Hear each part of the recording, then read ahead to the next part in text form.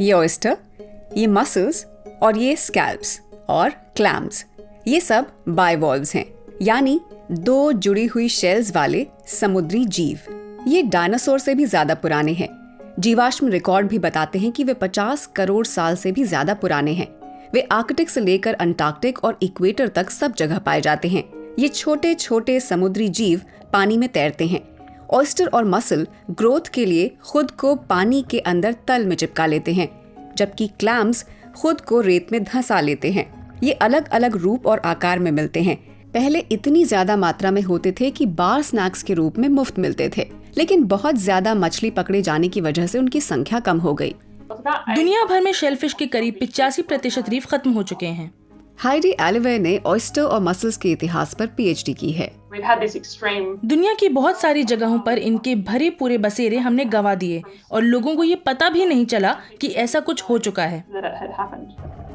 ये इकोसिस्टम कितने बेशकीमती हैं, हम जितना ज्यादा ये जान रहे हैं उतना ही ज्यादा ये नुकसान विनाशकारी महसूस होता है, क्योंकि उनके हिस्से कुछ अविश्वसनीय काम हैं और पानी में रहकर ही वो इसे अंजाम देते हैं। जहाँ भी वे होते हैं सफाई में जुटे रहते हैं, क्योंकि अधिकांश बाइवॉल्व्स जीव फिल्टर फीडर हैं।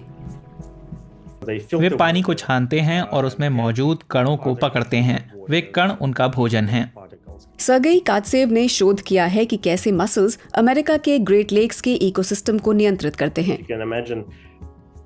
झील की तलहटी पर अगर एक मसल बैठा हो 200 मीटर की गहराई में, तो आप कल्पना कर सकते हैं कि वो एक अकेला मसल अपने ऊपर जमा 200 मीटर पानी को कुछ ही घंटों में साफ कर सकता है। बढ़ने के लिए उन्हें जो कण चाहिए उनका इस्तेमाल वे कर लेते हैं और बाकी निकाल देते हैं।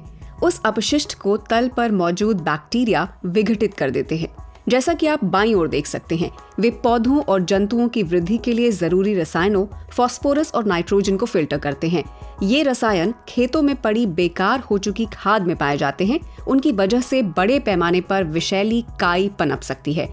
बाइवॉल्व जीव सिर्फ रसायनों को ही नहीं छानते, झीलों और महासागरों में माइक्रोप्लास्टिक साफ करने के पायलट प्रोजेक्ट में भी काम आ रहे हैं।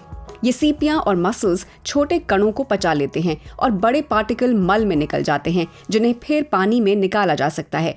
प्रदूषित पानी की सफाई के लिए हम इन जीवों का इस्तेमाल कर सकते हैं, लेकिन एक बंद पर्यावरण में वे समूचे इकोसिस्टम को बदल सकते हैं। ग्रेट लेक्स में शोधकर्ताओं ने यही बात पता लगाई। ये बात बहुत ही अच्छी तरह समझ आ गई कि झील के तल पर रहने वाले मसल समूची झील के जीव विज्ञान पर बड़ा असर डालते हैं। खुले महासागर में बात अलग है। समूचे इकोसिस्टम की मदद में सक्षम मसल और ऑयस्टर यहाँ रीफ बना सकते हैं। ऑयस्टर ये काम बेहतर करते हैं।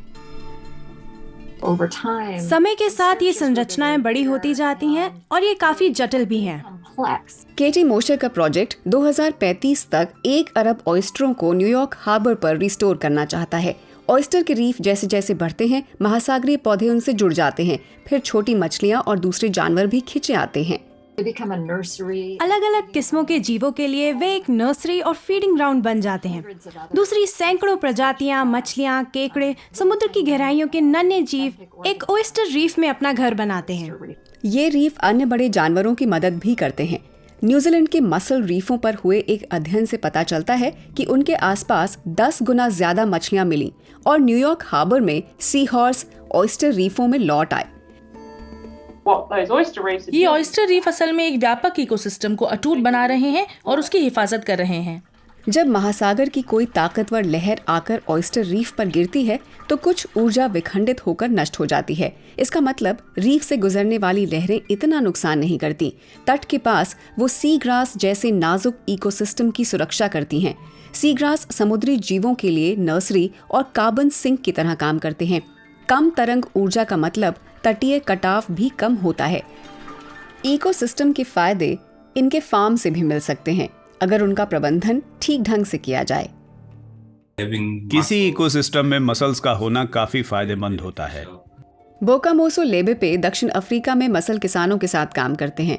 उनकी कोशिश है खेती टिकाऊ बनी रहे।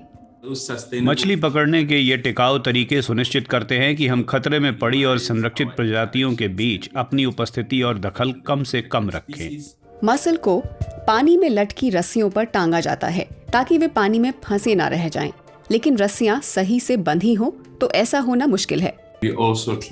हम ये सुनिश्चित करने की कोशिश भी करते हैं कि मसल फार्म समुद्र तलीय बसेरों पर अपना बड़ा असर न डालें। इस खाड़ी जैसे बंद पर्यावरण में मसल का मल महासागर के तल को कवर कर सकता है, इसलिए प्लेटफॉर्मों को रोटेट किया जाता है ताकि वे इकोसिस्टम पर दबाव न आने दें। बाइवॉल्व फार्मों को कोई चारा या एंटीबायोटिक नहीं चाहिए, उन्हें जरूरत की हर चीज पानी से मिलती है। ऐसे उगे मसल का कार्बन फुटप्रिंट 0.25 किलोग्राम प्रति किलो होता है। इसकी तुलना में बीफ का करीब 100 किलोग्राम प्रति किलो है। पानी से निकाले जाने के बाद ये जानवर डीप्यूरेशन नाम की प्रक्रिया से गुजरते हैं। मानव सेहत के लिए हानिकारक प्रदूषक हटाने के लिए उन्हें साफ पानी में रखा जाता है। माइक्रोप्लास्टिक को निकालना मुश्किल है, लेकिन अगर आप शेलफिश नहीं खाते हैं तो भी हर सप्ताह एक क्रेडिट कार्ड जितना माइक्रोप्लास्टिक तो निगल ही जाते हैं। इनका कचरा फिर इस्तेमाल हो सकता है। जिन किसानों के साथ हम अभी काम कर रहे हैं वे थर्ड पार्टी ऑपरेटर के साथ जुड़े हैं जो असल में बचे खुचे शेल से जैविक खाद बनाता है। इमारती सामग्री के तौर पर शेल्स कार्बन भी सोखते हैं। ये जीव उसे पानी से खींच लेते हैं और अपनी शेल्स की ग्रोथ में उसका इस्तेमाल करते हैं। शेल्स को पीसकर उन्हें चूने की जगह कंक्रीट में मिलाया जा सकता है, लेकिन उनका बेहतरीन इस्तेमाल तो सबसे आसान है, और उगाते रहो। पुरानी शेल्स अक्सर फार्मिंग में दोबारा इस्तेमाल होती हैं, लेकिन रेस्टोरेशन प्रोजेक्टों में भी उनका इस्तेमाल है, जहां उन्हें खाने के बजाय पानी में छोड़ा जाता है। रेस्टोरेशन प्रोसेस से समुद्री पर्यावरण में ऑयस्टर रीफों के प्रति 1 हेक्टेयर क्षेत्र में 1 टन मछली तैयार हो सकती है। बहुत सारे बाइवॉल्व जीवों का मतलब ज्यादा साफ पानी तो है ही, मसल और ऑयस्टरों के शेल्स के सर्कुलर इस्तेमाल से उनके सकारात्मक असर को दोगुना भी किया जा सकता है। इन सब में ऑयस्टर तो सुपर हीरो हैं, छानना, सहेजना, बचाना और रिस्टोर करना। इसलिए पानी में उनकी संख्या बढ़ाने के लिए हमें हर मुमकिन कोशिश करनी चाहिए।